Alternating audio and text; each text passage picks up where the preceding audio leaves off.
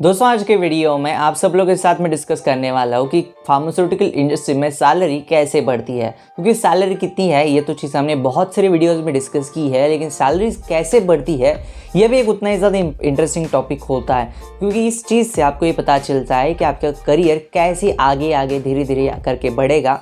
मैं आपको आज डिटेल में टोटल सिनेरियोस को डिस्कस करने वाला हूँ, तो इस वीडियो को शुरू से लेकर अंत तक ज़रूर देखिए।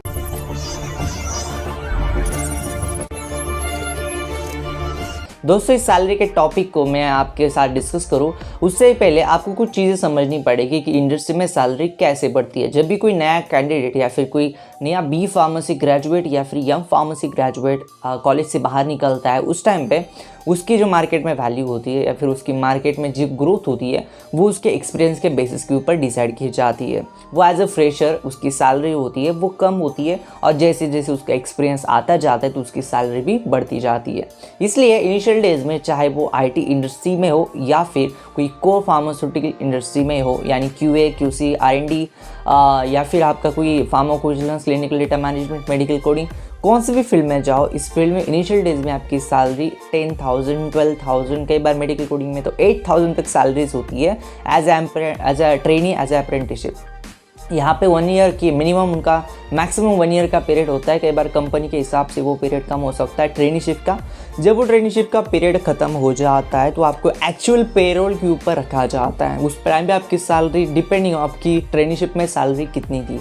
ट्रेनीशिप में सैलरी कंपनी के बजट के हिसाब से होती है। अल्टीमेटली अगर कंपनी बड़ी है तो ट्रेनीशिप में भी आपको अच्छी खासी सैलरी मिल जाती है, और अगर कंपनी छोटी है तो ट्रेनीशिप में सैलरी कम मिल जाती है। अगर आपकी ट्रेनीशिप में मान लीजिए सैलरी 10,000 थी तो आपको एज अ पेरोल के ऊपर रखने के बाद 14,000 15,000 सैलरी मिल जाएगी।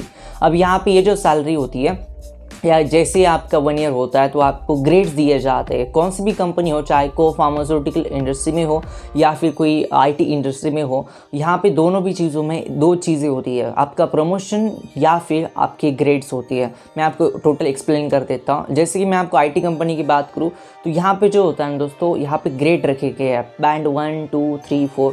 बैंड के हिसाब से सैलरीज बढ़ती है, यानी एम्प्लॉयज़ को एक टारगेट में रख दिया जाता है कि हाँ 4 इयर्स का जिन्हें एक्सपीरियंस है मैक्सिमम वो लोग इस कैटेगरी में होंगे, उससे ज़्यादा और 6 साल 7 साल के अंदर वाले एक्सपीरियंस वाले लोग इस कैटेगरी में होंगे, उससे ज़्यादा एक्सपीरियंस वाले और 10 साल के अंदर एक्सपीरियंस वाले इस कैटेगरी में होंगे, और उससे ज़्यादा एक्सपीरियंस वाले लोग इस कैटेगरी में होंगे। इस तरह से उनके एक्सपीरियंस के हिसाब से उनकी सैलरीज को कंपनी डिज़ाइन करती है और उस हिसाब से उनकी सैलरीज होती है। कंपनी के लिए ये चीज़ बहुत आसान होती है कि कौन किस बैंड में काम कर रहा है और उसके हिसाब से उसकी प्रमोशंस और उसकी सैलरी बढ़ती है।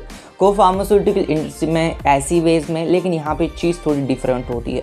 यहाँ पे पोस्ट थोड़ी ज़्यादा होती है as compare to IT industry. यहाँ पे अगर production officer, production manager, production assistant manager, ऐसे पोस्ट के ऊपर आप जैसे जैसे जाओगे तो आपकी सैलरीज बढ़ेंगी। सेम वाइज में क्वालिटी एश्योरेंस के साथ, quality control, research and development के साथ होती है एज एसोसिएट, फिर फॉर असिस्टेंट, ऐसे पोस्ट धीरे धीरे मैनेजर, ऐसे पोस्ट आपकी बढ़ेंगे, फिर आपकी सैलरी यहाँ पे भी धीरे धीरे बढ़ती है। ये टोटल ग्रोथ का सिनेरियो होता है फार्मास्यूटिकल इंडस्ट्री में लोगों की सैलरीज किस तरह से बढ़ती है। हालांकि सैलरी हर एक डिपार्टमेंट में अलग होती है। इसका रीज़न ये होता है कि कंपनी के लिए हर डिपार्टमेंट का वैल्यू डिफरेंट होती है। प्रोडक्शन डिपार्टमेंट में इनिशियल डेज में सैलरीज कम होती है, वही तो मार्केटिंग डिपार्टमेंट में इनिशियल डेज में सैलरी ज़्यादा होती है।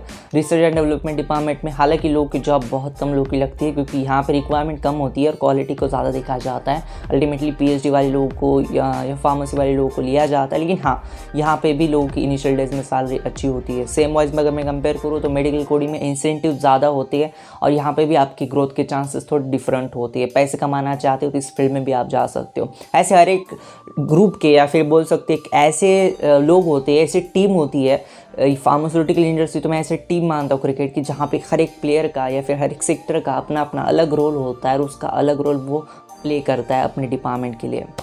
ये टोटल सिनेरियो था। ये था आज का वीडियो। मैं आपको बताना चाहता था कि फार्मास्यूटिकल इंडस्ट्री में किस तरह से सैलरीज बढ़ती है।